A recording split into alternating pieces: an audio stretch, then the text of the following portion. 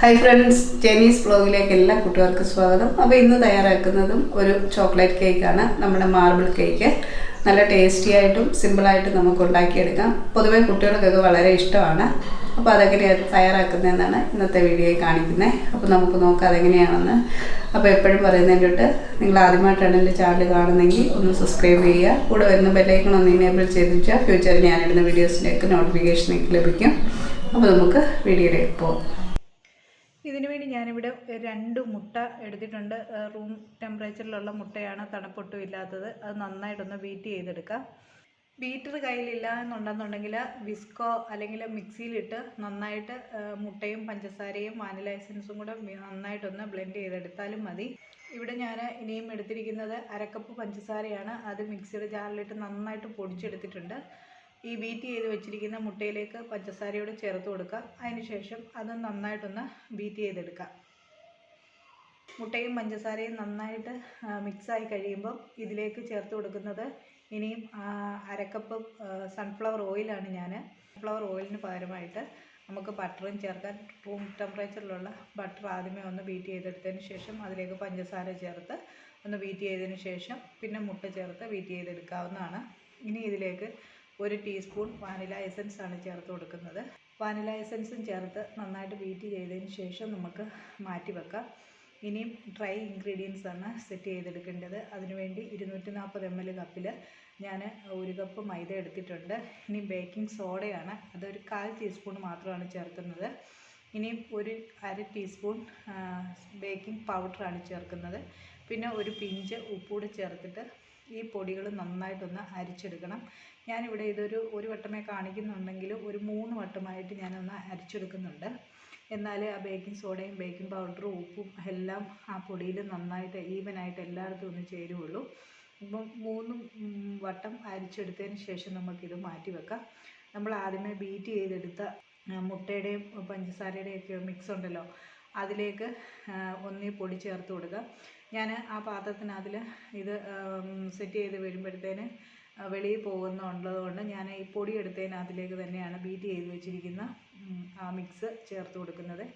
ആ മിക്സ് കുറേശ്ശെയായിട്ട് ഒഴിച്ച് ഞാൻ ഒന്ന് ഈ പൊടിയുമായിട്ട് നന്നായിട്ടൊന്ന് യോജിപ്പിച്ചെടുക്കുകയാണ്. കുറേശ്ശെയായിട്ട് ഒഴിച്ചിട്ട് നമ്മൾ ഇതിലേക്ക് പൊടികളിട്ട് യോജിപ്പിച്ചെടുക്കുന്നതിനോട് തന്നെ ഈ പൊടിയിലേക്ക് ഈ മിക്സ് ഒഴിച്ച് ചെറുതായിട്ട് നമുക്ക് ഒട്ടും കട്ടയില്ലാതെ തന്നെയാണ് ഇതൊന്ന് യോജിപ്പിച്ചെടുക്കേണ്ടത്. അപ്പം ഞാനിത് മിക്സ് മുഴുവനും ചേർത്ത് കൊടുത്തിട്ടുണ്ട്. ഇനിയും ഈ പൊടികളും ഈ മിക്സും തമ്മിൽ നന്നായിട്ടൊന്ന് യോജിപ്പിച്ചെടുക്കാം. പിന്നെ ഞാൻ വാനില എസൻസ് ചേർത്തിരിക്കുന്നത് നല്ല ഡാർക്കായിട്ട് ഉള്ളതാണ്. കുറച്ച് ലൈറ്റായിട്ടുള്ളതാണെന്നുണ്ടെങ്കിൽ ഇത്രയും കളർ വരത്തില്ല. എൻ്റെ കയ്യിൽ ഡാർക്ക് ഉള്ളത് കൊണ്ടാണ് ഡാർക്ക് ചേർത്തത്. പിന്നെ ഇതെല്ലാം കൂടെ ഒട്ടും കട്ടയില്ലാതെ തന്നെ നമുക്കിതൊന്ന് മിക്സ് ചെയ്തെടുക്കാം. അപ്പോൾ ഇത് നന്നായിട്ട് മിക്സ് ചെയ്തെടുത്തിട്ടുണ്ട്. ഇനി നമ്മൾ തയ്യാറാക്കി വെച്ചിരിക്കുന്ന ഈ കേക്കിൻ്റെ കൂട്ട് ഞാൻ 2ആയിട്ട് ഡിവൈഡ് ചെയ്യുവാണ്. പകുതിയായിട്ട് വേറൊരു പാത്രത്തിലേക്ക് പകുതി മാറ്റുന്നുണ്ട്. അതിനുശേഷം ഒരു പാത്രത്തിലെ മിക്സിലേക്ക് നമ്മൾ എക്സ്ട്രാ കൊക്കോ പൗഡറാണ് ആഡ് ചെയ്ത് കൊടുക്കുന്നത്. അതിനുവേണ്ടി ഞാൻ കൊക്കോ പൗഡർ എടുത്തിട്ടുണ്ട്. ഒരു 1/4 കപ്പ് കൊക്കോ പൗഡർ എടുത്തതിന് ശേഷം ഞാൻ ഈ ഒരു പാത്രത്തിലേക്ക് മാറ്റിയിരിക്കുന്ന മിക്സിലേക്ക് അത് ചേർത്ത് കൊടുത്ത് നന്നായിട്ടൊന്ന് മിക്സ് ചെയ്തെടുക്കുന്നുണ്ട്. അപ്പം നമ്മൾ ഈ മിക്സ് യോജിപ്പിച്ചെടുക്കുമ്പോൾ നമ്മുടെ ബാറ്റർ കുറച്ച് തിക്കായിട്ട് വരും. അപ്പോൾ അങ്ങനെ ഉണ്ടെന്നുണ്ടെങ്കിൽ തിളപ്പിച്ചാറിയ പാലാണ് ഞാൻ ഇതിലേക്ക് ചേർത്ത് കൊടുക്കുന്നത്. ഞാനൊരു 4 ടീസ്പൂൺ 5 ടീസ്പൂണോളം ഞാൻ പാൽ ഇതിലേക്ക് ഒഴിച്ചു കൊടുത്ത് ഇത് നന്നായിട്ടൊന്ന് ലൂസാക്കി എടുക്കുന്നുണ്ട്. എന്നാൽ അങ്ങ് ഒത്തിരിയായിട്ട് ലൂസായി പോകരുത്. നമ്മൾ ആ ബാറ്റർ ഒഴിക്കുമ്പം കറക്റ്റായിട്ട് നമ്മുടെ സ്പൂണിൽ നിന്ന് അത് ഊറി വീഴുന്ന രീതിയിൽ ആ ഒരു കട്ടിയിലും പിന്നെ ലൂസിലുമാണ് നമ്മൾ ഇത് തയ്യാറാക്കിയെടുക്കുന്നത്. ഇനി മറ്റേ ബാറ്ററും ഇതേപോലെ ഡ്രൈ ആയിട്ടുണ്ടെന്നുണ്ടെങ്കിൽ അതിലും പാലൊഴിച്ച് നമുക്ക് മിക്സ് ചെയ്തെടുക്കാവുന്നതാണ്. ഇനി നമുക്ക് ആവശ്യമായിട്ടുള്ളത് ഇത് ബേക്ക് ചെയ്യാനുള്ള പാത്രമാണ്. അപ്പോൾ ആ ബേക്ക് ചെയ്യാനുള്ള പാത്രം ഞാൻ എടുത്ത് അതൊന്ന് നന്നായിട്ടൊന്ന് ഗ്രീസ് ചെയ്തെടുത്തിട്ടുണ്ട്. ഞാൻ അതിനടിയിൽ ചെറുതായിട്ടൊരു ബട്ടർ പേപ്പർ ഇട്ട് കൊടുത്തിട്ടുണ്ട്, ഒട്ടി പിടിക്കാതിരിക്കാനും കൊണ്ട്. ഇനി ആദ്യമേ നമ്മൾ കൊക്കോ പൗഡർ ചേർക്കാത്ത ബാറ്റർ മാറ്റി വെച്ചിരിക്കുന്നതിൽ നമുക്ക് 1 സ്പൂണ് ഒഴിച്ചു കൊടുക്കാം.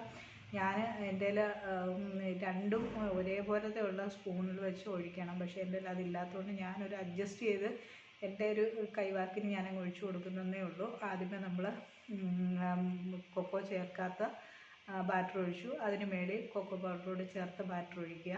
അങ്ങനെ ഓരോ ലെവലിലും മാറി മാറി ഒഴിച്ച് നമ്മുടെ കയ്യിലുള്ള ബാറ്റർ മൊത്തം നമുക്ക് ഫില്ല് ചെയ്തെടുക്കാം. അത് കുറച്ച് സമയം എടുക്കുന്നതുകൊണ്ട് ഞാൻ എല്ലാം കാണിക്കുന്നില്ല. ഒന്നിൻ്റെ പുറത്തായിട്ട് ഇങ്ങനെ നമ്മൾ ഒഴിച്ചു കൊടുക്കുകയാണ്. കുറച്ച് വലിപ്പത്തിൽ നമ്മൾ ഒഴിച്ചു കൊടുക്കുകയാണെന്നുണ്ടെങ്കിൽ നമുക്ക് വേണം. ഞാൻ കുറച്ച് തിന്നായിട്ടാണ് ഒഴിച്ചു കൊടുക്കുന്നത്. അപ്പോൾ ഇതാ നമ്മുടെ ബാറ്റർ ഇവിടെ മൊത്തം ഞാൻ ഒഴിച്ചു കൊടുത്തിട്ടുണ്ട്. ഇനി നന്നായിട്ട് അതൊന്ന് ടാപ്പ് ചെയ്ത് കൊടുക്കാം. എയർ ബൗൾസൊക്കെ ഉണ്ടെന്നുണ്ടെങ്കിൽ അതൊന്ന് പോകാൻ വേണ്ടിയാണ്. അതിന് ശേഷം നമ്മളെപ്പോഴും ചെയ്യുന്നതിൻ്റെ കൂടെ പാത്രം വെച്ച് നന്നായിട്ടൊന്ന് ഹീറ്റ് ചെയ്തെടുത്തു. അതിൻ്റെ പുറത്തൊരു തട്ടൊക്കെ വെച്ച് അതിന് പൊക്കത്താണ് ഞാൻ നമ്മുടെ കേക്കിൻ്റെ ബാറ്റർ വെച്ച് കൊടുക്കുന്നത്. അതിൻ്റെ പൊക്കത്ത് ഒരു പാരമൊക്കെ വെച്ച് കൊടുത്തു. 25 മുതൽ 30 മാക്സിമം മിനിറ്റ് നമുക്ക് വെച്ച് ഇതൊന്ന് ബേക്ക് ചെയ്തെടുക്കാം. കുത്തി നോക്കുന്നുണ്ടെങ്കിൽ ആ കമ്പിയിൽ ക്ലീനായിട്ട് വന്നിട്ടുണ്ടെങ്കിൽ നമ്മുടെ കേക്ക് ബേക്കായിട്ടുണ്ട്. ഇപ്പോൾ കേക്ക് റെഡി ആയിട്ടുണ്ട്. ഇത് തണുക്കാൻ വേണ്ടി വെക്കാം. ഇപ്പം കേക്ക് നന്നായിട്ട് തണുത്തിട്ടുണ്ട്. ഇനി അതൊന്ന് ഡിമോൾഡ് ചെയ്തെടുത്തതിന് ശേഷം നമുക്കൊന്ന് കട്ട് ചെയ്ത് നോക്കാം. നല്ല ടേസ്റ്റിയും പിന്നെ നല്ല സോഫ്റ്റുമായിട്ട് നമുക്ക് കിട്ടിയിട്ടുണ്ട്. അതിൻ്റെ ബട്ടർ പേപ്പർ മാറ്റിയതിന് ശേഷം ഒന്ന് കട്ട് ചെയ്തെടുക്കാം. നല്ല സോഫ്റ്റാണ്, നല്ല ടേസ്റ്റും ഉണ്ടായിരുന്നു. എല്ലാവരും ഒന്ന് ട്രൈ ചെയ്ത് നോക്കുക. സിമ്പിളാണ്. നമ്മൾ ആ ഒഴിച്ചു കൊടുക്കുമ്പോൾ കുറച്ച് ബുദ്ധിമുട്ടുള്ളതേ ഉള്ളൂ. ബാക്കിയൊക്കെ സിമ്പിളാണ്. അപ്പോൾ എല്ലാവരും ട്രൈ ചെയ്ത് നോക്കുക. വീഡിയോ ഇഷ്ടമാവുകയാണെന്നുണ്ടെങ്കിൽ ഒന്ന് ലൈക്ക് ചെയ്യാനും ഷെയർ ചെയ്യാനും മറക്കല്ലേ.